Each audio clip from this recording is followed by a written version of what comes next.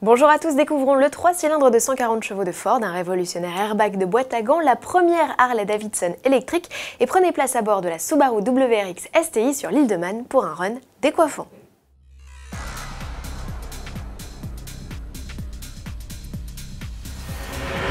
Avant d'évoquer cet alléchant menu, parlons concours. Autoplus et Nissan recherchent activement le meilleur conducteur de France. Vous pensez être le candidat ou la candidate idéale? Inscrivez-vous sur la page meilleurconducteur.autoplus.fr et trouvez les bonnes réponses à notre questionnaire avant le 18 juillet pour espérer prendre part à la finale et repartir au volant d'une Nissan Leaf. Un petit moteur peut être à la fois économe et ultra performant. Ford en fait aujourd'hui une nouvelle démonstration avec son célèbre 1 litre EcoBoost, son 3 cylindres essence élu par 2 fois moteur de l'année.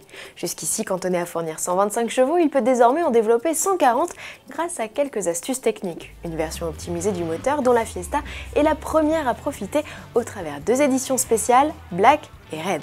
Bilan, elle est capable d'atteindre 100 km/h en 9 secondes, 4 dixièmes de mieux que la 125 chevaux, tout en limitant sa consommation moyenne à 4,5 litres, soit à peine plus que sa cadette, qui comme elle échappe au malus. Si la Fiesta ST de 182 chevaux reste la citadine la plus puissante de la gamme, cela permet au moins à Ford de ne plus laisser la concurrence type A1 208 DS3 faire cavalier seul. Ouverture des commandes dans le courant de l'été, livraison en septembre. Et Ford sait aussi nous épater en matière de sécurité. Après l'airbag de ceinture développé dès 2009 et aujourd'hui disponible de série sur les Explorer et Fusion, notre futur Mondeo, le constructeur américain lance un airbag de genou passager avec coussin intégré dans la porte de la boîte à gants. Avantage, on ne perd pas d'espace de rangement tout en augmentant la sécurité des occupants. Une innovation dont la Mustang est la première à profiter, arrivée en 2015. Les bikers de la planète vont en avaler leur bandana de travers. Harley-Davidson lance sa première moto électrique. Voici la Livewire. Que la communauté se rassure, le constructeur ne compte pas commercialiser cette monture de sitôt. Il s'agit tout d'abord de sonder ses clients. Pour cela, le constructeur va organiser dès la semaine prochaine aux États-Unis des essais au cours desquels les consommateurs seront invités à rouler et à donner leur avis. Le courant passera-t-il avec la clientèle habituelle? À suivre. En Allemagne, il y a la boucle nord du Nürburgring et ses 176 virages. En Grande-Bretagne, c'est l'île de Man et son tracé non permanent aux 264 courbes que l'on considère comme le juge de paix.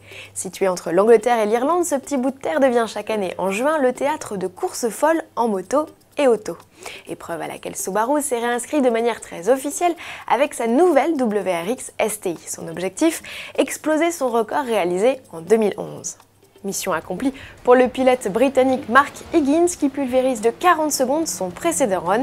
Son chrono final, 19 minutes 16 secondes, c'est 10 secondes de mieux que le premier record qu'il avait établi quelques jours plus tôt à 19 minutes 26. Tout cela à une vitesse moyenne de 188 km/h et une pointe enregistrée à plus de 257 km/h, soit 2 km/h de plus que la vitesse maxi annoncée par le constructeur.